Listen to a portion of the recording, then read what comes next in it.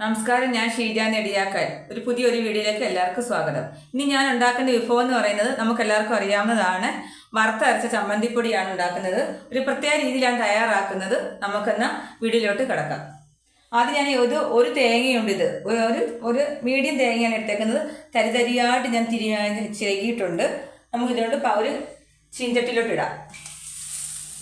ഇതിൻ്റെ ഉണക്കത്തേങ്ങ എടുത്തു കഴിഞ്ഞാൽ ഇതിന് എണ്ണമയം കൂടുതലാണ്. അപ്പം നമ്മൾ അതിൻ്റെ പാലൊക്കെ പിഴിഞ്ഞെടുത്ത് വേണം അതെടുക്കാൻ. പക്ഷേ ഇത് പച്ചത്തേങ്ങയാണ്. നമുക്ക് എണ്ണമയം വേണ്ട. എണ്ണമയം ഉണ്ടെങ്കിൽ കുറേ കാലം ഇരിക്കുമ്പോൾ അത് കനപ്പ് വരും. അതുകൊണ്ട് നമുക്ക് എണ്ണമയം ഒട്ടും വേണ്ട.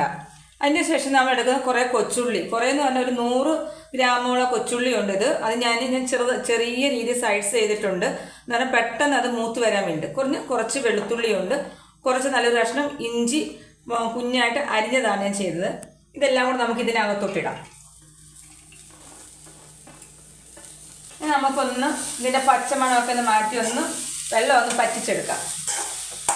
പിന്നെ ആ തേങ്ങയുടെ ഉള്ളിക്കകത്തെ ഉള്ള ഈ വെള്ളമെല്ലാം നമുക്കൊന്ന് ചെറിയ ഫ്ലെയിം എടുത്ത് നമുക്കൊന്ന് പറ്റിച്ചെടുക്കാം.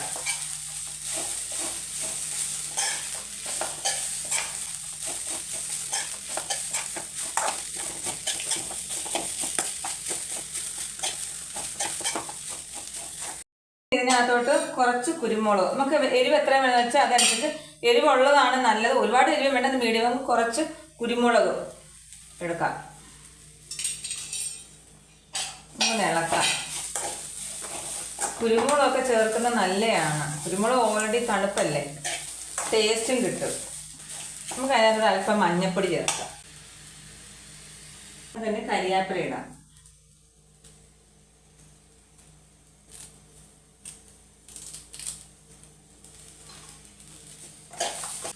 ഒന്ന് ഇളക്കാം.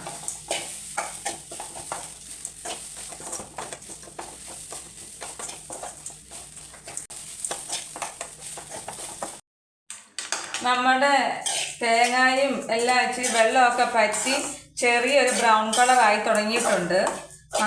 നല്ല ബ്രൗൺ കളർ വരണം. ചെറിയ ഫ്ലെയിമിൽ വേണം ചെയ്യാൻ. ഫ്ലെയിം കൂടിപ്പോയാൽ കരിഞ്ഞു പോവും. അന്നേരം അതിനൊരു കയർപ്പുണ്ടാവും. അപ്പം ചെറിയ ഫ്ലെയിമിലിട്ട് വേണം ഇത് തേങ്ങ ഇതെല്ലാം കൂടെ നമുക്ക് മൂപ്പിച്ചെടുക്കാൻ. അത് ഒരു ബ്രൗൺ കളറാക്കി എടുക്കാൻ. ഇത് ഇളക്കിക്കൊണ്ട് തന്നെ ഇങ്ങനെ നമ്മൾ ചിക്കിക്കൊണ്ടേ ഇരിക്കണം. ഇങ്ങനെ ചിക്കിക്കൊണ്ട് തന്നെ ഇരിക്കണം. അല്ലെങ്കിൽ നമ്മൾ ഇപ്പം ചൂട് കൂടുതലായിട്ട് ഈ തേങ്ങ കരിഞ്ഞു പോകാൻ ചാൻസ് കൂടുതലാണ്.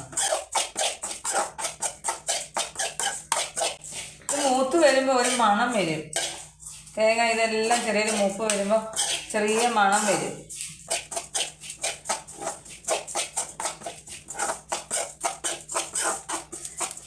ഇതിനകത്തൊന്നും എണ്ണമയം തൊടാനേ പാടില്ല. പൊടിയാനൊക്കെ ഭയങ്കര പാടായിരിക്കും. അതുകൊണ്ട് അതിനകത്ത് തേങ്ങയ്ക്ക് ഉണക്കത്തേങ്ങയാണെങ്കിൽ അത് പാല് പിഴിഞ്ഞ് മാറ്റണം. അങ്ങനെ പാല് പിഴിഞ്ഞ് മാറ്റുമ്പോൾ എണ്ണമയം ഉണ്ടാകത്തില്ല തേങ്ങയ്ക്ക്. അങ്ങനെയാണ് ചെയ്യേണ്ടത്. തേങ്ങ പാല് അല്ലെങ്കിൽ എണ്ണമയമുള്ള തേങ്ങയാണെങ്കിൽ അതിൻ്റെ ആ പാല് പിഴിഞ്ഞ് മാറ്റണം. അല്ലെങ്കിൽ ഇത് വറുത്ത് പൊടിക്കുന്ന സമയത്ത് നല്ല കുഴഞ്ഞിരിക്കും. നന്നായിട്ട് പൊടിഞ്ഞു വരത്തില്ല, കുഴഞ്ഞിരിക്കും. അതുപോലെ അത് പെട്ടെന്ന് കനച്ചു പോവുകയും ചെയ്യും. ഒട്ടും എണ്ണയുടെ ആവശ്യമേ വരാൻ പാടില്ല. അതിന് ഇത് കൂടുതൽ ഉപയോഗിക്കാൻ നമ്മൾ പച്ചത്തേങ്ങ മാത്രമേ ഉപയോഗിക്കാവൂ. ഇത് ടേസ്റ്റി ആയിട്ടുള്ളൊരു ചമ്മന്തിപ്പൊടിയാണ്. നമുക്കിത് എവിടെ വേണമെങ്കിലും കൊണ്ടുപോകാം. പൊടിച്ച് എത്ര നാൾ വേണമെങ്കിലും ഫ്രിഡ്ജിൽ വെച്ച് നമുക്ക് സൂക്ഷിച്ച് ഉപയോഗിക്കാം. ഇത് എത്ര നാൾ വേണമെങ്കിലും ഉപയോഗിക്കാം. ഒന്നുകൂടെയൊക്കെ നല്ല ബ്രൗൺ കളർ വന്നിട്ട് വേണം നമുക്ക് മസാലകളൊക്കെ ചേർക്കാൻ. നന്നായിട്ടൊന്ന് ബ്രൗൺ കളർ ആയിട്ടുണ്ട്. ഇനി ഓവറായിട്ട് ബ്രൗൺ കളർ ആയതിന് ചെറിയൊരു കയർപ്പിൻ്റെ ഇത് വരും. നമ്മൾ ആവശ്യത്തിനുണ്ട്. ഇതേ രീതിയിലുള്ള ബ്രൗൺ കളർ ആയിട്ടുണ്ട്. പൊടിക്കാനായതുകൊണ്ട് ഒരുപാട് ബ്രൗൺ കളർ ആകുമ്പോൾ അത് പൊടി ചമ്മന്തി അങ്ങ് കറുത്തിരിക്കും. അപ്പം നമുക്ക് അത്രയും ഒരു ബ്രൗൺ കളർ വേണ്ട. ഈ രീതിയിലുള്ളൊരു ബ്രൗൺ കളർ മതി. ഇനി നമുക്ക് ഈ ഫ്ലെയിം ഒന്ന് ഓഫ് ചെയ്യാം. ഓഫ് ചെയ്തിട്ട് ഒന്ന് ഇളക്കിയിട്ട് വേണം നമ്മൾ മസാലകളെല്ലാം കരിയും. ഫ്ലെയിം നമുക്കൊന്ന് ഓഫ് ചെയ്തിട്ട് കുറച്ച് നേരം നമുക്കിങ്ങനെ ഇളക്കാം. ഇങ്ങനെ ഇളക്കുമ്പം ഇതിൻ്റെ ചൂടങ്ങ് കുറച്ച് മാറും. തണുക്കുമ്പോൾ വേണം നമുക്ക് അതിൻ്റെ മസാലകളെല്ലാം ഇട്ട് കൊടുക്കാൻ. നമ്മളിങ്ങനെ ചിക്കിക്കൊണ്ടിരിക്കുമ്പോൾ ഇങ്ങനെ ഞാൻ ഫ്ലെയിം ഓഫ് ചെയ്തിട്ടുണ്ട്. കുറച്ച് നേരം ഇങ്ങനെ ചിക്കുമ്പോൾ ഇതിൻ്റെ ഈ ആവി അങ്ങ് പോവും, ഇതിൻ്റെ ചൂടൊക്കെ കുറച്ചങ്ങ് പോവും, ആറും. അല്ലെങ്കിൽ പിന്നെ പാൻ എടുത്തുകൊണ്ട് വെക്കണം. ചെറിയ ചൂട് വേണം. നമ്മൾ മസാല ഇടുമ്പം ഒരുപാട് ചൂട് വേണ്ട, ചെറിയ ചൂട് വേണം, ലൈറ്റായിട്ടുള്ള ചൂട്. മസാലകളൊന്ന് ചെറുതായിട്ട് ആ പച്ചമണം മാറാനുള്ള ഒരു ചൂട് മാത്രം മതി.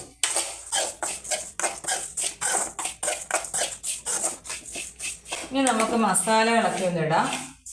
നമുക്ക് 1 സ്പൂൺ മുളക് പൊടി ചേർക്കാം. നമുക്ക് എരിവനുസരിച്ചാണ് മുളക് പൊടി ചേർക്കേണ്ടത്. ഞാൻ കുറേ കുരുമുളക് ഇട്ടിട്ടുണ്ട്, അതുകൊണ്ട് ഒരുപാട് വേണ്ട, കുറച്ച്. ഇപ്പോൾ ഇഞ്ചിക്കൊക്കെ എരിവുള്ളതാണ്, അപ്പോൾ നമുക്ക് അന്നേരം അതനുസരിച്ച് കുഞ്ഞുങ്ങൾക്കൊക്കെ കൊടുക്കണമെങ്കിൽ ഇച്ചിരി എരിവ് കുറച്ചിരിക്കുന്നതായിരിക്കും നല്ലത്. 1 സ്പൂൺ മല്ലിപ്പൊടി ചേർത്തിട്ടുണ്ട്, ഒരൽപ്പം കായപ്പൊടി ചേർത്തിട്ടുണ്ട്. ഉലുവാപ്പൊടിയാണ് ചേർത്തേക്കുന്നത്, കായപ്പൊടിയല്ല, ഉലുവാപ്പൊടി. അല്പം കായപ്പൊടി ചേർക്കാം. ഇനി നമുക്കൊന്ന് ഇളക്കി കൊടുക്കാം. നല്ല ചെറിയ ചൂട് കൊണ്ട് മസാല ചെറുതായിട്ടൊന്ന് ചെറിയ മൂപ്പ് മാത്രം മതി. എല്ലാം റെഡി ആയിട്ടുണ്ട്. ഇനി ഇതിനകത്തോട്ട് നമുക്ക് കുറച്ച് വാളംപുളി ഇടണം, ഉപ്പും കൂടെ ചേർക്കണം. നമുക്ക് കുറച്ച് ഉപ്പിടാം, നമുക്ക് കുറച്ച് പുളി ഇടാം. പുളിയും ഉപ്പും നമ്മുടെ പാകത്തിനാണ് വേണ്ടുന്നത്. അവർക്ക് എത്ര ഇഷ്ടമെന്ന് വെച്ചാൽ അതനുസരിച്ച് ആദ്യം നമ്മൾ കുറച്ചിടുക, പിന്നെ ആദ്യം പുളിയും ഉപ്പും പിന്നെ വേണമെങ്കിൽ ഉപയോഗിക്കാം. വേണമെങ്കിൽ നമുക്ക് ചേർക്കാമല്ലോ. കൂടിക്കഴിഞ്ഞാൽ കുറയ്ക്കാൻ പാടാം, പക്ഷെ കുറവാണെങ്കിൽ കൂട്ടുന്നതിന് നമുക്ക് പ്രയാസമില്ല. ഉണങ്ങിയ ജാറാണ്. ജാറ് കഴുകി നന്നായിട്ട് അത് ഡ്രൈ ആക്കണം. വെള്ളം നനവേ ഇരിക്കാൻ പാടില്ല. ഇത് ഡ്രൈ ആയിട്ടാണ് ഇരിക്കണത്. നമുക്ക് ഇതിനകത്തോട്ടിടാം.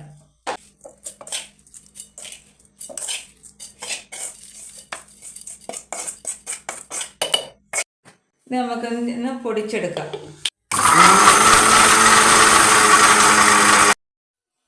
നമുക്ക് ഒന്ന് തട്ടിയിടാം, അങ്ങനെ പൊടിഞ്ഞ് വരും.